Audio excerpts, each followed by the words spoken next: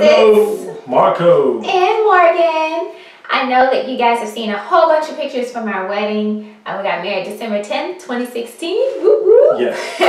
And I really appreciate all the congratulations that you all have shared. Thank you all. And we just really wanted to take a moment to kind of share a little bit about how we began. Yes. Because you don't necessarily know the story behind the picture. And we just wanted to share that to be an encouragement to everyone out there, just to not give up on love. Don't give up. Don't give up. Never give up. And I tell you, I was at a place in September of 2014. I wasn't going to give up, but I was close to taking matters into my own hands. I saw a wedding at a hotel that I stayed in. I was at a retreat. And I told God, I said, you got to do something. I said, I don't like being single. This is something needs to change. And he, we had that conversation, and I left there saying not only that I needed him to do something, but I realized I needed to change my works as well. So I realized that life wasn't just about business, but it was also about having a social life. So I decided to make some additional changes. Yay. I'm glad he did. And for me, not in September 2014, but actually October 2014 was a couple of pivotal moments. But the whole 2014 year, I just really was like, God, when am I going to meet the right person? I'm tired of meeting the wrong people. And so I was really losing hope and thinking it might not be possible for me, which is an awful place to be. And I'll never forget, a friend of mine, and I've shared this before on Facebook, a friend of mine, we were watching Tyler Perry play and like boohoo crying because, the men are like so great, and I just was like, this is not real life and it's gonna happen. And yeah, it was really sad, but really depressing actually. But my mom, she was like, Morgan, turn this off, what are you doing? And she said, you need to have faith, say, I'm going to meet my husband before this year is over. And I was like, Mom, it's in October. How is that possible? And she was like, just say it like you mean it. And I said it because I'm scared of my mom. I am too. Yeah, most people are. And I did it, and I didn't know 2 months later that I would get a chance to meet Marco Harris.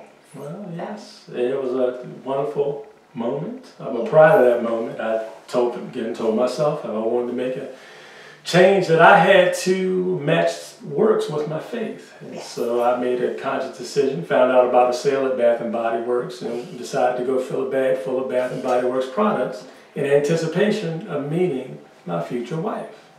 I didn't know how long they would sit, and I even asked a question about room temperature. How long should it sit before it goes bad? And they told me, as long as you keep it room temperature, you'll be fine. So I said, okay, well, I'm going to hold on to it till I found her. And he found me with a bag of Bath & Body Works waiting for me.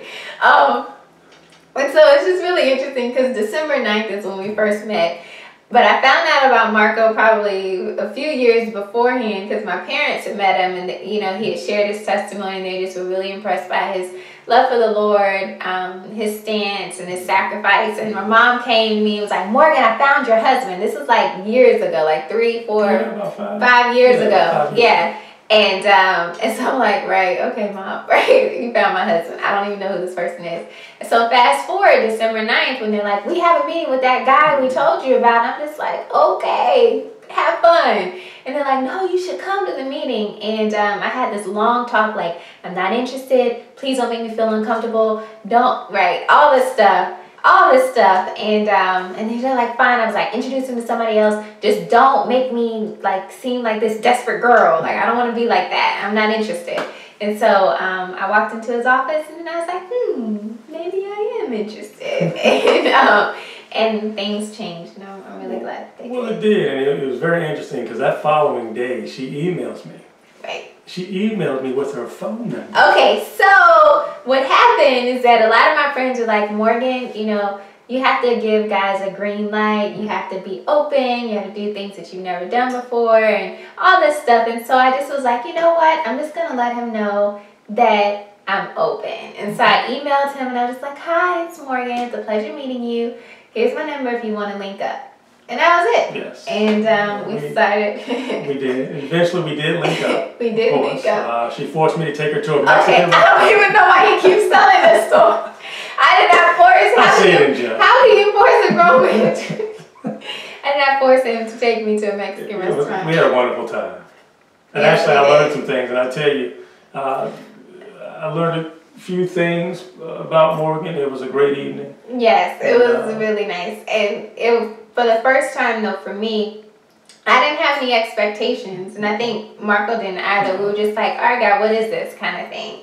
And it just was a really pleasant time. And I'd been on, a few dates, and every time I would like complain about something. And so when my friends called me and they were like, so I just was like, it was nice. Okay. It was nice. And then ended up having a lot of wonderful moments with Marco. But for us, I know for me, when it started realizing that it was getting serious, I got very scared. Yeah, as did I, because I think we both love hard, and there was a fear that when you love hard, you don't, and you break up, it's hard. Yeah. And we just, because of our experiences, we just didn't. It's not something that we want to go through again. So we wanted to make sure that our love was being invested into the right, really sowing seed into the right ground. Yeah. And I know there was a process that I went through that I had prior to her even coming in my life. One of which I told God, I said, whoever my wife is, I want her to bring me a piece of coconut cake. Ironically enough, I felt this urgency to bring Marco coconut cake. I didn't know what he had prayed, right? And this is by the time when I'm like pulling away and I'm just like, I'm just going to be his friend. And I took his number out of my phone just because I was scared. And he had taken my number out of his phone. If she just wants to be friends, he'll just be like other associates. Because at that time I started to have feelings for her. I didn't really, understand everything. And I never forget I was out playing tennis and the Lord told me, said, you need to text her. It was a Sunday, the Sunday before. I brought him the coconut cake. And I said, Lord, I don't know what you're doing. Okay, fine. I gave in, texted her. And I'm glad he did, because it's all about obedience, because he was obedient to the Lord. I had said to God, if you really want me to bring him coconut cake, he has to text me today, right? And he was obedient, so he texted me, and then I was like, "Dad, going in. All right, well, I have to go ahead and be obedient, right?" And so I bring him the coconut cake, again, not knowing what his prayer was, and I'm like, here's some coconut cake for you.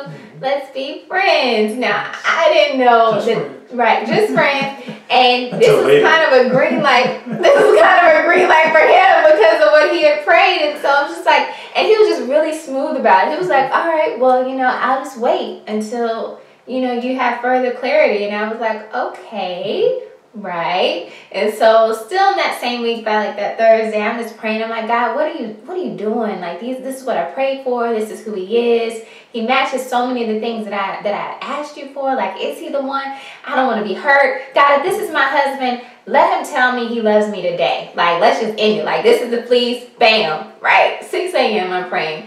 And by 10 a.m., we're in Sam's Club, and Marco pops out. I've been praying about this, and I'm just going to tell you, I was talking to God this morning, and I love you, Morgan. I was like, shut up. What? I just prayed, and it just, it's just so crazy, it's just so crazy because God cares about all of us like that, that those little things. I mean, he didn't have to do that, but he did, And for me, that's really when the moment became real of this journey of love and being loved and just this thing that I prayed for and waited for so long. And it just is just really grateful. Well, I am too. Yeah. I really am. And we definitely want to encourage you. Yeah. The process, and there's so much more to the process. Yeah. We certainly don't have the time to tell it all, but prior to even coming together, many places of loneliness, despair, but the key is just don't give up, And I think for us, we definitely having God being a part of the process helped save us from heartache. Yes. And so we definitely encourage, and we strongly recommend and encourage that, because he'll guide you. God is love. And, why wouldn't he want to guide you to the best? And so, again, we're just encouraging you, don't give up, don't give up, don't give up. Your story is not over at all. And just as he is cultivating ours, he is cultivating yours. Yes. And God loves you, so do we. And we are praying just for for you and your journey. And as my husband has said, don't give up on love. This is part one of our story. There's many, many more things to add just to encourage. But God bless you guys. God bless.